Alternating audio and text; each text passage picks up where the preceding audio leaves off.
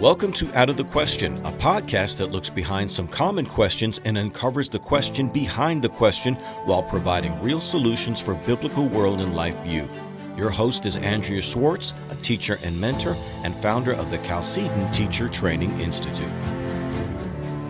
Hello again. Today I have a guest who is going to help us unpack the question, do national symbols belong in our churches? Gary DeMar is a senior fellow and president of the American Vision.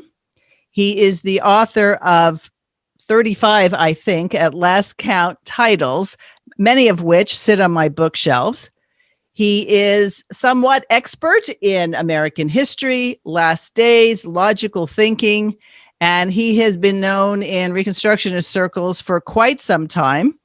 And today, as a result of reading something he posted on Facebook, I thought I'd bring him on and discuss this because we live in a time where things like the American flag are being desecrated, burned, maligned, and I think Christians sometimes are sensitive when somebody wants to bring up issues regarding the appropriateness of the American flag being in certain places. Certainly, we see it at the top of civil buildings, courts, and things like the White House and things like the capitals of various states and, the U.S. But we're going to talk about jurisdictions today. And Gary, thank you for joining me. Well, thanks for having me. So tell me what prompted your Facebook post. I'm not real sure I remember what prompted it. I just see so much about the flag and where it ought to be and churches and so forth. And it just kind of hit me that the difficulty is that Christians don't see the world the way God sees the world. This is the whole world is God's world, and we are here under God's permission, and that includes civil government. That the civil magistrate is here under God's permission.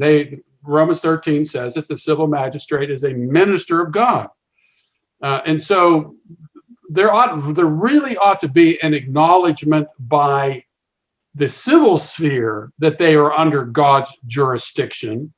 And we don't have that anymore because we have this idea that God and state are separated. And you talked about jurisdictions in your introduction, and the Bible talks about there being a jurisdictional separation between church and state. They have certain roles to play within God's kingdom, within God's government. And so my point in all this is when you bring the flag into the church, you're kind of given the impression that somehow the state is a little bit over the church or even equal to the church. And I think the acknowledgement ought to be that the state needs to acknowledge that they are under God's government, and we don't have that anymore. The Constitution of the United States states that this was done in the year of our Lord, 1787, and that was some kind of an acknowledgement that they were under God's government, but it was not specifically stated. All 50 state constitutions acknowledge God in some way or another, but I don't think it goes far enough. I think Christians need to recognize that the state is obligated to accede to God's government over even the civil magistrate. And I think if you put the flag into the church and other types of symbols, it's not something that I think should be done. I mean, it's not sinful. I think it sheds the wrong message in terms of what really should be going on in our world. Right. Now, we're all product of our times. I mean, I grew up back on the East Coast. I went to a private Catholic school, and every day we would say the Pledge of Allegiance, for example, in class. And it was something that was never questioned. Most classes classrooms had American flags. We would sing America the Beautiful, or, the Star Spangled Banner. So these are things and symbols that we grew up with. But I think what happens to a lot of people when they start understanding the proper roles that God has given the various institutions, like family, church, and state, they don't rethink these things because they've always been there. So a lot of people would probably be horrified to think that, wait a minute, what do you mean? We're Americans. Why doesn't the flag of the United States belong in our sanctuaries? However, I'm wondering if that subtle symbolic message that's always been there fueled a lot of people thinking that it was appropriate for city governments, county governments, state governments, or even the federal government to say things like churches couldn't meet for the last year. Yeah, it is kind of an interesting way things have kind of flipped, and how churches in many respects have pretty much come under the jurisdiction of the civil magistrate. And it's amazing here in Georgia, we have Andy Stanley, who's proud of the fact that he shut down his church, and he has a number of satellite churches as well. Our church, I was talking to my wife, who's very good friends with our pastor's wife, and they get together periodically. And I guess when the COVID thing hit, and when the session met, there was a discussion on what should we do here, and there was a little bit of disagreement, but it didn't take long before our church opened, very, very early. And we just remarked on this past Sunday how full our church was. I mean, it's probably the largest number of people I have seen in our church, and it's a big sanctuary with two balconies, which gives us some space to spread out. But I would say 95% of the people in the church don't wear masks. Now, there still are church services online for some people who feel more safe. And we have another sanctuary if people want to go into another sanctuary and spread out even more in order to do that.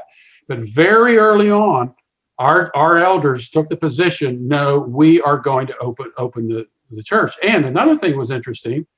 We moved from one sanctuary into this brand new church. And I noticed that in the previous sanctuary that you had the American flag plus the so-called Christian flag, but when we went into the new sanctuary, they were conspicuously absent. So our pastor, made the self-conscious effort to leave those out. And I think in many cases, churches are kind of embassies. They're embassies of God's kingdom, and as a result of that, they have their own jurisdiction. And if a fight breaks out between the state and the church, the churches actually have a jurisdictional right to call on that jurisdictional separation and say no to the civil magistrate, because the civil government is not over the church. Both ecclesiastical and civil government are under God's government, and they both have their particular jurisdictional rules and limits. And you can see that in the church having the power of the keys, and you have the civil magistrate the power of the sword. And you don't want to give a whole lot of power and authority to an institution that has the power of the sword. It can kill you, take money from you, and send your children off to war. Right. So I think this is a new lesson that we as Americans need to learn, especially as Christian Americans. Now, you brought up the Christian flag, and to be honest with you, I didn't even really know there was a Christian flag until one time I brought a group of homeschoolers that are part of our homeschool choir, and we were going to perform at the request of one of the parents who also happened to teach at a Christian school. So we're at this assembly, and I see, the flag, and they do the Pledge of Allegiance to the U.S. flag. And then I see somebody bringing out the Christian flag. Where does this Christian flag come from? I don't know. I've seen a pledge to the Christian flag, very much like the Pledge of Allegiance. But I don't know the history of that. It'd be something really I should have looked up before I I came on. You think about the Crusades. They had a cross and all that sort of thing. And I don't know if it's kind of part of that. But I don't think it's a good idea. Now, one of the things about the Pledge of Allegiance that a lot of people don't know is that the Pledge of Allegiance really started off in the 19th century, and it was designed more for the immigrant population. The goal was to unify these very different political entities coming over here and to have one nation under God, which is something we use as well. And in one sense, that wasn't a bad idea. But over time, the Pledge of Allegiance has been used as more of a political force because after World War II, the prevailing ideological enemy against the United States and much of the West was the Soviet Union, which was officially atheistic. And so under God was added to the Pledge of Allegiance. One nation under God was added to the Pledge of Allegiance in 1954. That has become contentious in our day because you got people who are critical of that, and as a result have gone to the Supreme Court on numerous occasions to try to get under God out of the Pledge of Allegiance.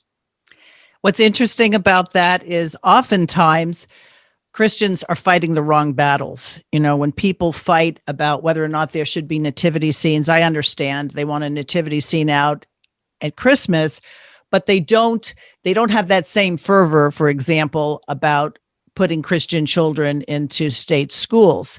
So when people are fighting about the Pledge of Allegiance, they're talking about whether or not the phrase under God should be in there. But I don't know Christians are asking themselves, do I pledge allegiance to the King of Kings and the Lord of Lords, or do I pledge allegiance to the flag?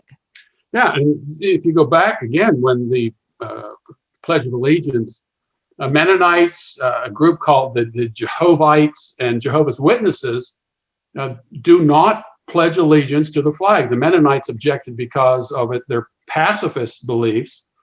And the sectarian group called the Jehovites saw the pledge to be idolatry. And so there were some and by the way, the Supreme Court ruled in favor of the Jehovah's Witnesses because Jehovah's Witness children were being forced in public schools to pledge allegiance to the flag, and the Jehovah's Witnesses took it to court, and I believe the Jehovah's Witnesses won, but they were persecuted because they did not pledge allegiance to the flag. And it's not that they were against living in the United States. The same with the Mennonites.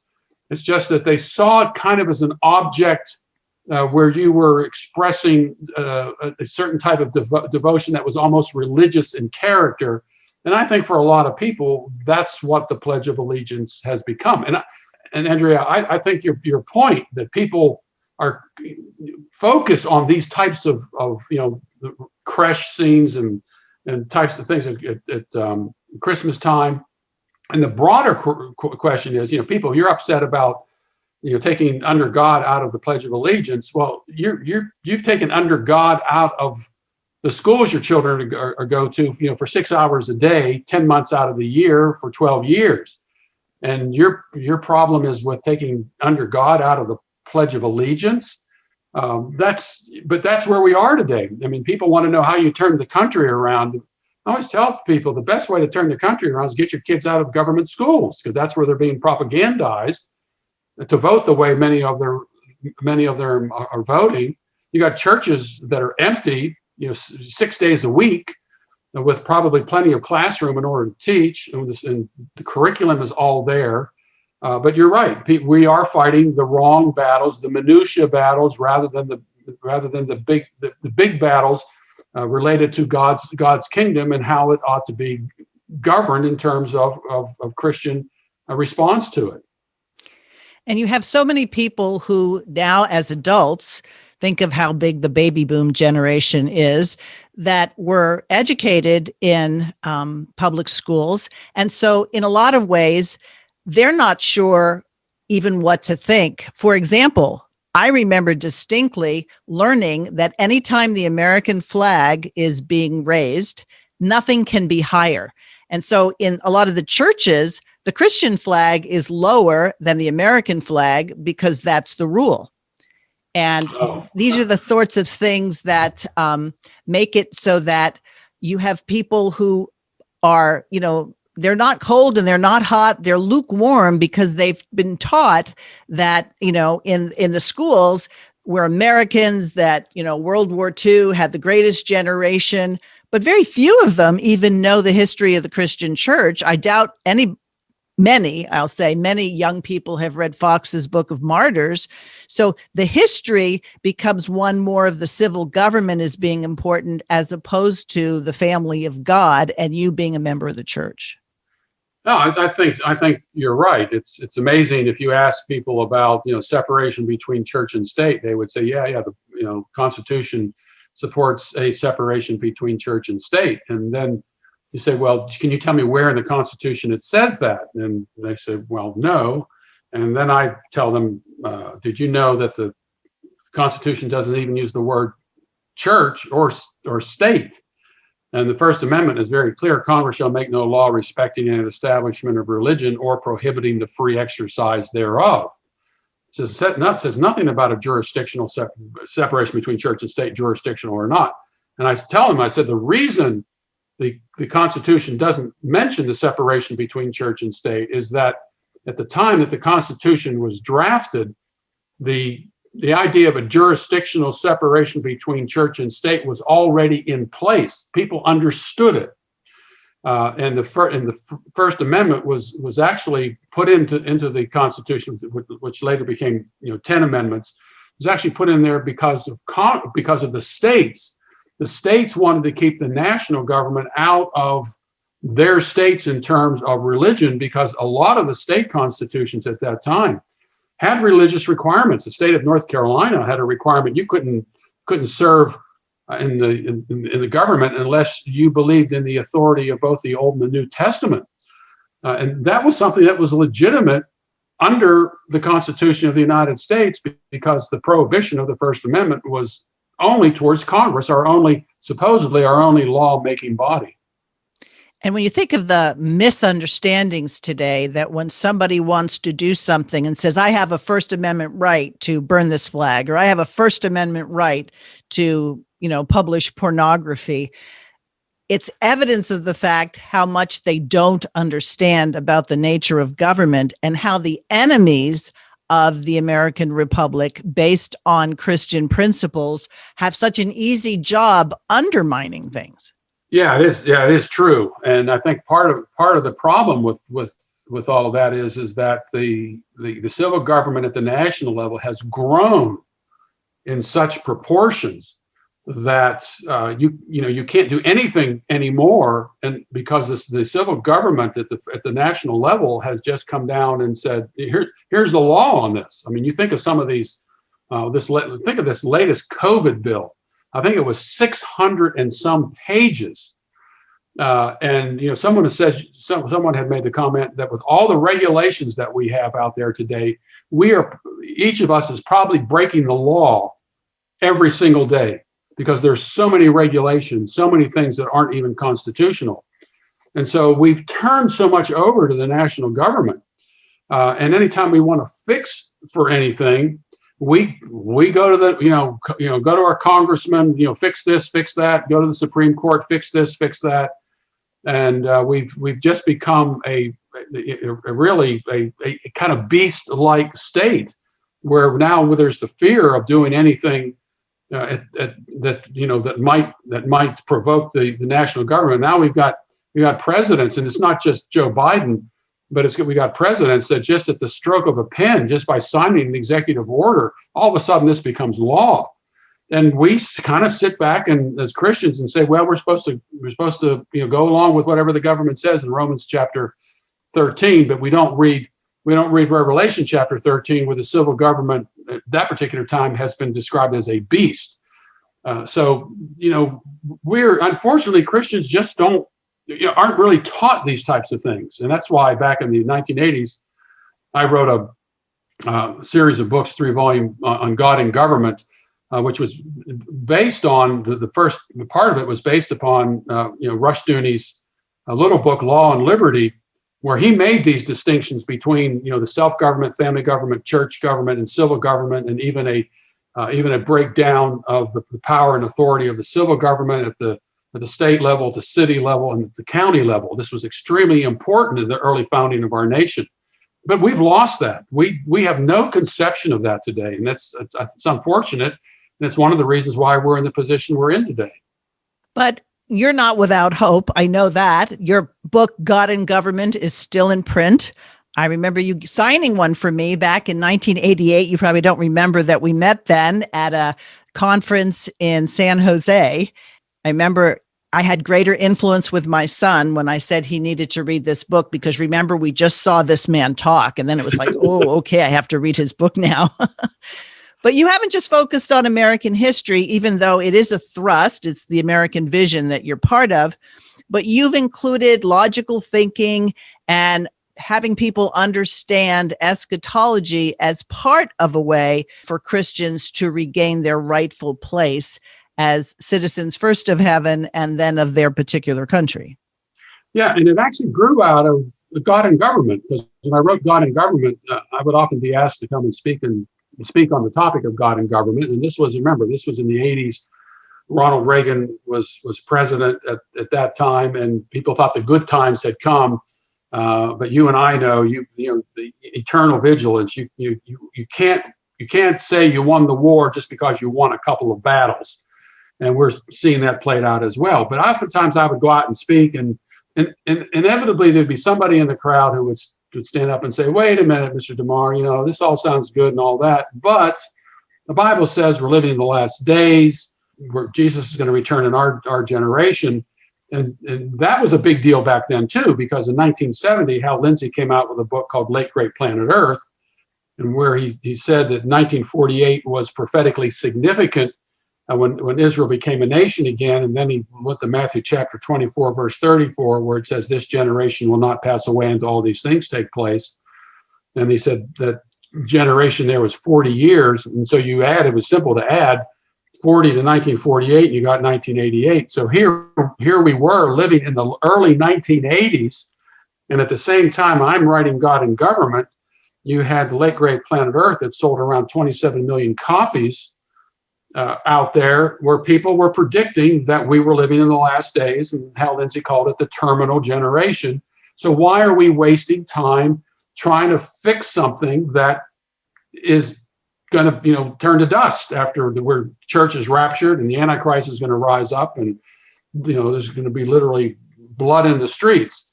So the eschatology really came out of having to deal with questions related to God and government.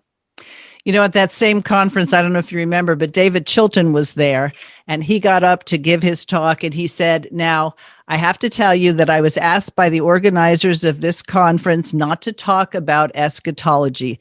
So I will not talk about how premillennial dispensationalism is wrong and how postmillennial is the way you should view the Bible. But since I promised I won't talk about that, you'll have to wait for another day to hear what I have to think. I don't, you have a much better memory than I do, but that I don't remember that. Yeah, but, it was really funny. David had such a quick wit, and he can kind of get away with it because he kind of looked like a big bear. Yep. And he had this I always just remember David's great laugh. Yep. And he was one of the best communicators, one of the best writers of our whole lot of writers.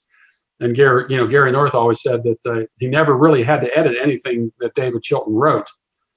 So yeah, you're right. I mean, his book Paradise Restored, we still sell it today, and it's a great entry into this topic. But again, I got involved in this in the 1980s because people were predicting that Jesus was going to return before that generation passed away. Chuck Smith made a very specific prediction in the early 1980s. Hal Lindsey kind of fudged on it after a while. He said, well, I really didn't say that this was going to happen this way. But if you go back and look at his book, he was pretty much on the money that he was saying 1988 was going to be the end point of this terminal generation. Right. And it all stems from not understanding what last days mean, not realizing that many of the warnings in the epistles had to do with the coming demise of Jerusalem. But there are still a lot of people who will espouse that Chuck Smith says it's right around the corner, except he was saying that a long time ago.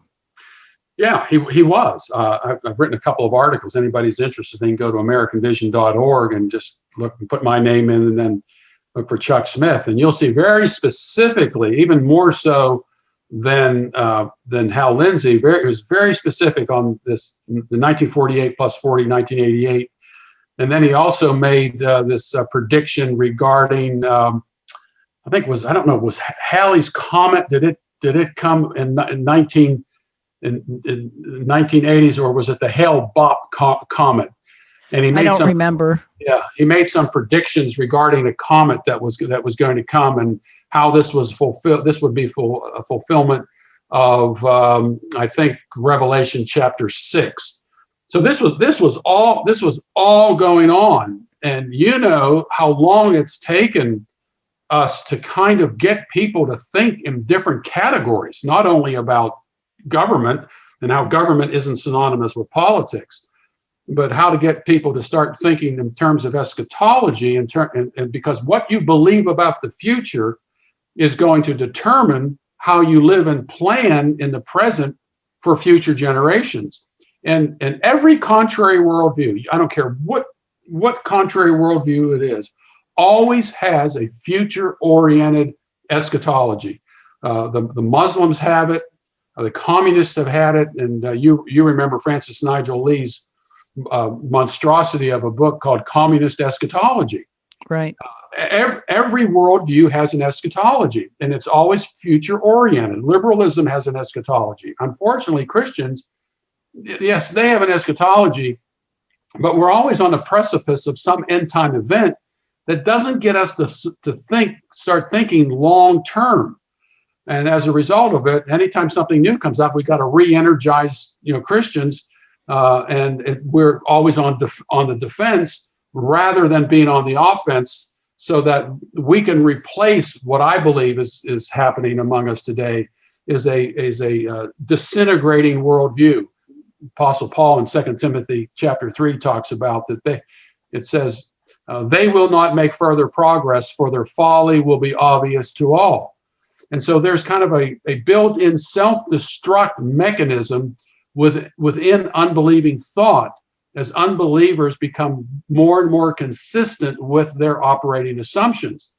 Well, you can't sit back and wait for the collapse to take place, because we may end up under the rubble. You've got to be in the position to replace what is in fact collapsing.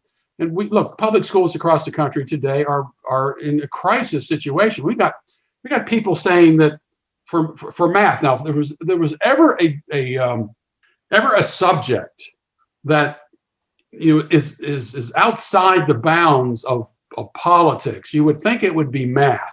Right. And now they're saying, well, showing your work in a math problem is white supremacy. And you really can't be so dogmatic as to say that 2 + 2 is always 4. This is a Western idea. Well, what we're seeing today with this cancel culture, that anything in any book, or Pepe Le Pew now is being canceled because of rape culture, and of course the Dr. Seuss material, and this will never stop. But once you give in to the left on all this, there's no stopping it. And over time, this worldview, as it becomes more and more consistent with its operating assumptions, is going to disintegrate and fall apart. We have to be building while this is taking place, and that's why the Christian school movement, I think, is so important. If more and more Christians took their children out of government schools, it would hurt the public school movement as well as a taxing structure. Plus, we would be building an alternative culture on the side while we see the collapse of education take place in the United States. And what do you think? These companies, where are they going to go to get the best workers? They're going to go to the Christian school movement. They may not like Christianity, but they know, and for the most part, these Christian kids are well trained and they're ethical. And I know of a particular Christian college in the United States today. There's a company that majority of their employees come from this Christian college. because they're easy to train. They've been taught logic. They've been taught how to think. And it's made a huge, huge difference in this company. And just imagine what would take place if it were like this all across the United States. Well, I'll go one step further. What would it be like if Christian companies and Christian business people decided to give priority to Christians when they were hiring homeschool graduates or Christian school graduates? I mean, other cultures do this, and somehow or other, Americans have been taught that if you give preferential treatment to those who think like you, that somehow that's a bad thing, as opposed to what the Bible requires. Yeah, that's true. And unfortunately, then you have the EEOC that comes in and you start showing that type of preference, and then you end up getting sued because the EEOC says you can't do that. Of course, unless you're a Democrat liberal and your company is a leftist company, you can put all kinds of requirements and strictures on employees. But I know one particular company decided not to hire a person who was a Roman Catholic over against anyone else, and they were sued by the EEOC because it said you can't do that. Fortunately, the company was a 501c3, and there are within nonprofit companies the right to make those types of distinctions. So again, the national government has come in and said you have to hire this type of people. You cannot discriminate on anything regarding religion. Now we're seeing, of course, you can't discriminate on the basis of sex, or their new moniker on gender. It's crazy, but we've let this happen. We've empowered the civil magistrate in order to have that kind of power over us. But we're not without hope, because people are waking up. I think hearing public school teachers insisting they don't want to go back to school. Every time we hear somebody say, yes, we got to open the schools, my husband and I say, why do you want to open the schools? The churches should open up, say, bring your kids here, forget about what grade they're in, and we'll teach them. Like we had to do in terms of opening churches and people saying, no, we won't require masks. I think businesses are going to have to stand up and say, you know what, we own this business and we're going to make the decision, and maybe even do away with the idea of licensing, because that's not a function ordained by God for the civil government to decide who can be a salesman and who can be a hairstylist and who can own a business. Yeah, and 4 of my grandchildren go to our church's school. They've been open for since almost from the beginning. They did some distance learning for a while, but they're all back in school. There have been no problems with health reasons at the school. So yeah, you're right. I mean, it's unfortunate though that we're disconnected as a community when we turn in terms of churches and schools and so forth, where you have certain special interest groups. Take the homosexual community. Anything that happens, they are Johnny on the spot in order to put pressure on public officials over this, and we don't have that. There are a couple of organizations out there that can do that sort of thing, but for the most part, we've self-disenfranchised. We don't get together. We're not seen as a viable political force. There was this for a while with the moral majority, and then of course the taxpayers. What was it? The Taxpayers Party. Yeah, the Taxpayers Party and other things like that. But we've never been able to join together and to create something where politicians will actually listen. And also, I think the other aspect of this is giving pastors who generally aren't real strong some idea that there are other people out there who are with them on this. And if something comes down the pike that they have to deal with, organizations like Liberty Counsel and Alliance Defending Freedom will be there to pick up their cause. But if you had 20,000 churches behind something to say, we are going to say no to this, we are not going to go along with this, we are going to open up. And imagine if there were 20,000 churches out there that decided to do this, it would have changed everything. but so many of the churches were compliant with this. And it took someone like John MacArthur to get up and stand up against this, who's typically not known to be somebody who takes a platform in discussion of a topic like this. But there weren't that many churches that followed him. And then there's this fellow in Canada who's in jail now because he opened up his church. But again, if these churches in Canada had gotten behind him, it would have been very difficult for the government in Canada to do this, because these churches, like the civil rights movement in Alabama and the bus boycott, would have changed the economic situation in that particular area. So, like I said, there are people who are waking up. I think when you mentioned that God and government came out of what Dr. Rushdoony had said in Law and Liberty, is that with the absence of an understanding of, I think he enumerated it as anywhere from 613 to 620 laws of the Bible, which some people thought was too much to learn.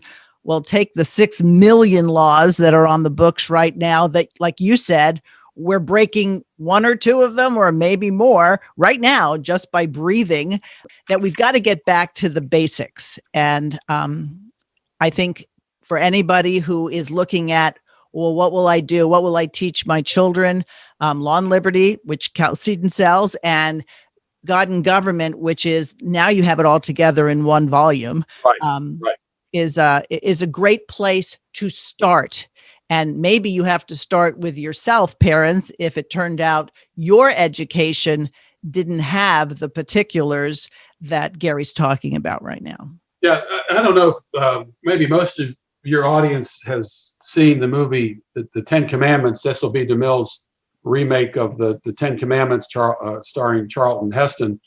A lot of people don't realize this, that before the movie started, Cecil B. DeMille came out on stage from behind the curtain and gave an opening statement. If you've seen the Ten Commandments on television, you most likely have never seen this. If you rent the video, you will see it. And let me read some of what he said. He said, "The theme of this picture is whether men ought to be ruled by God's laws, or whether they are to be ruled by the whims of a dictator like Ramesses. Are men the property of the state, or are they free souls under God? This same battle continues throughout the world today." And I have the souvenir book that was made available in theaters that includes a preface with the title, "The Law by Which Men Live." And this is what it says: the Ten Commandments are not laws, they are the law. And as a insertion here, the Institutes of Biblical Law is built on the superstructure of the Ten Commandments. But back to what this souvenir book said. Man has made 32 million laws since they were handed down to Moses on Mount Sinai more than 3,000 years ago, but it has never improved on God's law. And this was from the 1950s. Right. And this is the way many people thought in the 1950s. And if you went to a public school in the 1950s, and even in the 1960s, there were remnants of this, but only remnants of it. So 62, 63, they take prayer and Bible reading out of the public schools. That really didn't do much, but the schools got more and more secularized over the years, and each generation they became more and more godless. But this was the thinking in the United States in the 40s, 50s, and 60s. A movie like this today would be considered controversial. Exactly. In order to make this claim about the Ten Commandments. It's really remarkable. So let's find out, how did Gary DeMar get to be such a champion and advocate for God's law? How were you raised? I was raised, my grandparents are from Italy. So I grew up as a Roman Catholic. I went to Catholic school through the 5th grade. I eventually went to public school in the sixth grade, and I really put most of my efforts, unfortunately, into athletics, in track and field and so forth. And I did that through high school and college. I was on a track and field scholarship at Western Michigan University. And as I kind of lost enthusiasm for that, and the throwing the shot put in the discus, you really had to be really big. And not that I'm small, I'm like 6 feet and weighed, between 215 and 220 in high school. But I would have had to I would have gotten much stronger, much bigger. And the guys I was throwing with were 6'2", 6'3", some of them 6'5", and I knew I wasn't going to be able to compete with them long term. And so I was, kind of drifting, and I became a Christian my senior year in college. At the end of 1972, I ran into an old high school friend, and providentially heard the gospel from another high school friend, and I was just converted in 1973, and became a voracious reader. Read everything I could get my hands on. I was very interested in apologetics. I always liked to find out how things worked, and I wanted to know if this Christianity was true, then how did it work in the real world? And there really wasn't a whole lot out there that told you that. One of the first books I read was Mere Christianity, which was helpful, but it still didn't deal with specifics. And I ended up going to seminary in 1974, which I would not recommend everybody to do this. I was a Christian for about a year and ended up going to Reformed Theological Seminary, where Greg Bonson was a professor. And at RTS, we had always heard how the Bible applied to every area of life. The Bible applied to every area of life. And that's why David Chilton was there, and that's why James Jordan was there. That's why Ken Gentry was there. So we were all there at the same time. And then Greg Bonson was actually, describing how the Bible applied to every area of life. And I said, well, that's what I've been, trying to find out. And so it wasn't just in the general conceptual way that the Bible applied to every area of life. I wanted to know how that applied in the specifics, in the particulars. And I found it with what Greg Bonson had outlined, of course, and then, of course, Rush's book, Institutes of Biblical Law. And what was happening is that as this became, kind of fashionable to say, hey, let's see what the Bible says about this, and let's see what the Bible says about that. I just kept applying those principles to areas of interest to me, and that was America's Christian history, and of course the God and government, and saying that government is not synonymous with politics, and it was transformational. And so each new thing I was learning required me to learn something else. And so with the apologetics and the governmental aspect of things and God's law and America's history and the eschatology, this is kind of where I've concentrated, because this is where I think my gifts are and my abilities are and what God has called me to do. And I just have a lot of people to thank for that, because there's no way I could have done this on my own.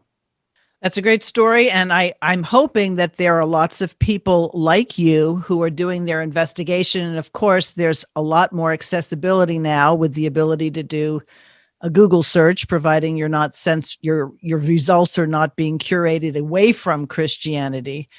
When did you first meet Dr. Rushdoony? I think he came to RTS in the 1970s.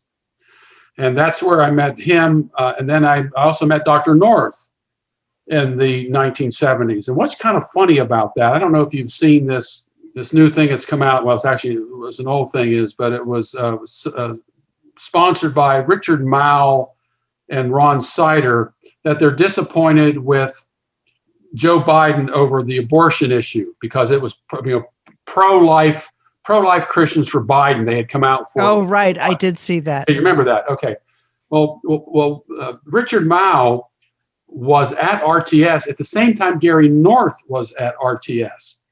And I'm not surprised at all that Richard Mouw is where he is in all this, because he was like that back in the late 1970s. And so, of course, so was Ron Sider.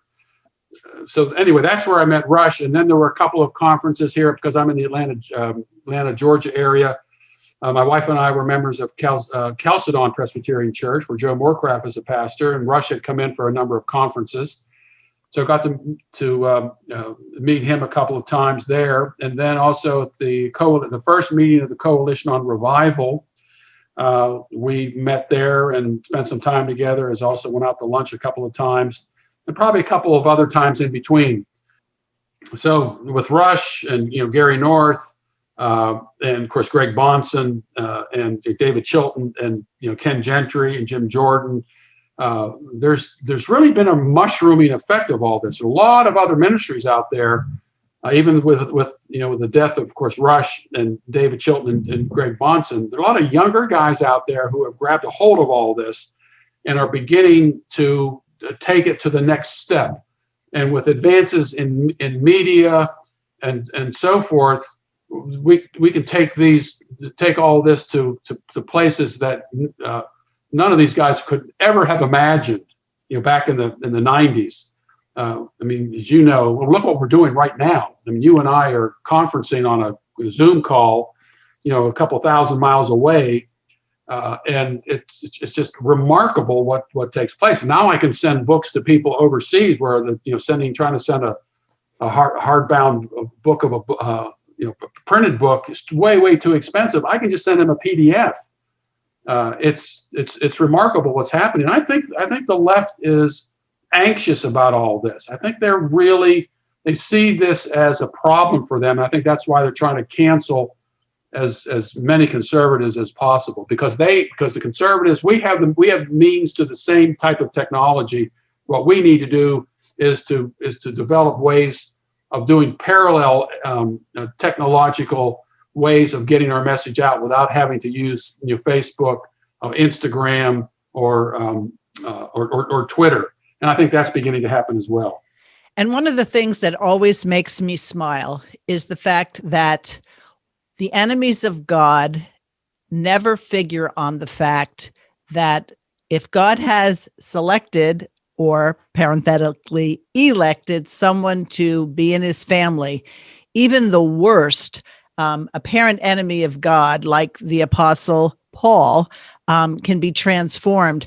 I can't tell you how many people, when I first began trying to understand what this Reconstruction stuff was all about, would tell me their stories about how they were card-carrying communists and they were sure Christianity was nonsensical and inapplicable and, quite frankly, irrelevant until someone got a hold of them. And some of them are some of the staunchest champions for the faith right now. So I think that the enemies of God, the true wicked ones who want to see an end to all this, have good reason to fear. Yeah, again, I always tell people, you look around the world today, there are literally tens of millions of Christians. And at the time of the early church, right off the bat, one of the probably the staunchest of believers in Stephen is stoned to death. Right off the bat. And then you got John's brother under Herod, is martyred, and of course the Apostle Paul he talks about the number of times that he was beaten and left for dead, and the world changed. And you're right here. The first martyr is the person who did perform the first martyr, stood by while Stephen was executed. He becomes the staunchest ally of the church, and taking the gospel to the he was designed to go to Spain on all this. And Christians kind of sit back and say, "Oh, woe is us! We can't change anything." Really? We got tens of millions of Christians around the world to do this. We've got enough money to do it if we really wanted to. We just don't. Unfortunately, many people just don't have the will to do it or the belief that it can be done. Well, I think COVID has been a blessing to get a lot of people to ask themselves, what do I believe? Why do I believe it? And God's turned up the heat enough so that people have ample reason to be uncomfortable. But what I think is remarkable about the story of Saul holding the coats of those who were stoning Stephen, you know what Stephen's job was? I know you know. He was helping widows. He was so dangerous that they had to kill him because he was helping widows. Yeah, and this is interesting. You bring this up. We may have a mutual friend. Jerry Boyer? No, but I know who he is. Okay, you really need to interview him because he wrote a book called "The Makers versus the Takers," and it's a it's looking at the New Testament and the cultural, what was going on culturally and politically and religiously at the time regarding economics. And it's a very insightful book. And you begin to understand why they wanted to get rid of Jesus and why they would want to get rid of someone like Stephen, who was essentially taking away something that probably benefited somebody in the religious hierarchy. I mean, the rich young ruler. Why was this guy so rich? He was a ruler, an archon, and as a result of his political position, he saw Jesus as a possible threat. I mean, you put all this together and you get a better understanding of why the Church of Jesus Christ is a threat. It's not because we are seeking political power. That's not what we're all about. I keep telling people that. I'm not involved in politics in order to exchange power with what the power base is right now with the civil magistrate. I want to get in there in order to decrease the power of the state at the national level, at the state level, at the city level, at the county level, to give us more freedom, to give us more independence, so we can keep more of our money and to fund more of these projects that people say we need the government in order to do. So going back to who do you want to educate your children? It shouldn't be those who hate the Lord. And those who have children who maybe are a little timid about being qualified to teach their own children, most homeschool parents will tell you that you learn alongside your children, but because you've been around longer than your children, you can put things together and ideas and see how what the Bible says really is true because you've seen how things have been done opposite. So I would encourage people to be realistic about where we are, but also to be optimistic about if we all do what we've been called to do with the Great Commission, then the victory is assured. Oh, I agree. And as you know, what's available today in terms of home educating is just unbelievable. There's so many options out there. The curriculums are all put together. The helps are there. There are actually homeschool courses that are online. I mean, it's really all there. Yep. And if you get in terms of a community of other homeschoolers, then you can do specialized classes, and your children aren't locked up all day in homeschooling. You get together with these other groups and do community projects and things with them, and here this person is better versed in math than I am, and history and so forth. It becomes a community affair. So all the equipment is there. It just takes the will of the people to decide if they want to do it or not. Exactly. I had the opportunity to interview Dr. Vishal Mangalwadi, and his view is the church should be the faith center. The church should be the education center. It should be where we support each other, support businesses, and then we will have no need, if we do this, for the state to say, we require your taxes in order to support education, because we can be saying, sorry, we're not using that. Why should we have to pay for it? Yeah, I finally met Vishal last week up in Franklin, Tennessee. He was up there talking about his new educational program. And I would recommend to your listeners that they get his book, The Book That Made Your World. It's an excellent book. Yeah, and if you have high school students, it's a great book to read, because he's a great storyteller as well as imparting some very good information. Yes. Like he was my last interview, actually. So it's very timely that you say it. And what I love is to see all the people that I respect and have looked to for guidance over the years coming together and putting their heads together. Because Gary, my husband and I used to talk about you as the second tier of Christian Reconstruction, not as an insult at all, but it was like when we first became acquainted with it, it's not that we couldn't understand Dr. Rushdoony, because his books are readable, but you could only take them in small doses because it was challenging a lot of the ideas that you had. And your books were written in such a way that you took a lot of the concepts and made them easier to understand. And so I recommend that people take some of the shorter works that Dr. Rushdoony had, like Law and Liberty and Your God in Government. And these are great primers to get people started. The more they look at people's footnotes and bibliographies, they'll say, I have more to learn here, but then they'll be better equipped to be teachers. Yeah, I wrote a shortened version of God and Government called Restoring the Foundation of Civilization. It takes a lot of those concepts and puts it in a smaller book.